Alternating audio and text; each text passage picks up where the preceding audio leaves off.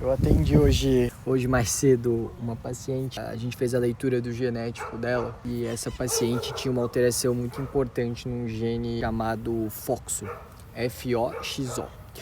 E esse gene, ele tem uma relação muito importante com longevidade, por conta de um mecanismo que o nosso corpo tem chamado apoptose. Calma, antes de você pular esse vídeo eu vou te explicar o que é a apoptose.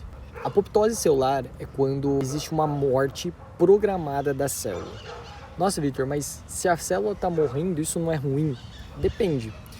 Se a célula for velha, se ela for velha podre, ela for mais estragada, mais senescente, ou seja, ela não consegue fazer as funções dela de forma correta, o DNA já está muito mais desprotegido, as organelas não conseguem fazer o papel de como ela deveria fazer. Nesses casos, é muito interessante a gente ter uma morte programada dessa célula para que ela não fique vagando pelo corpo e tenha o risco, por exemplo, de sofrer uma mutação e ter um câncer, por exemplo, tá? Então esse é um dos mecanismos do surgimento do câncer. Então é muito legal a gente ter a apoptose celular.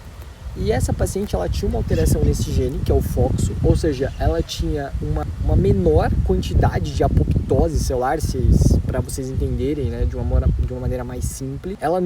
O corpo dela tinha uma dificuldade maior de fazer a apoptose por conta de um polimorfismo nesse gene.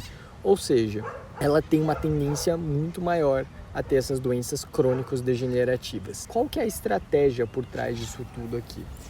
Nesse caso, é muito mais interessante ela focar muito em estratégias de jejum intermitente, por exemplo, que a gente sabe que tem uma relação muito grande com a apoptose celular. Para ela, a priorização do sono deve ser algo muito importante, uma vez que fases profundas de sono, quando a gente está em fases profundas de sono, a gente tem apoptose celular também. Muitas outras substâncias para a gente controlar todo esse mecanismo de cofatores e tudo mais é de extrema importância também. Então, é uma paciente que veio para uma programação genética para entender o que a gente poderia fazer. As nossas estratégias alimentares, suplementação, treino, tudo vai ser diferente a partir desses detalhes e de outros. Mas é muito interessante a gente ver que existem mecanismos de compensação celular no nosso corpo e tem pessoas que não têm esses mecanismos tão eficientes. Então, cada pessoa é diferente da outra realmente. Por isso que algumas têm mais predisposições a ter problemas relacionados a um câncer, por exemplo, e outras menos. Então, esse caso é bem legal para ver a individualidade do tratamento quando a gente pensa nisso daqui.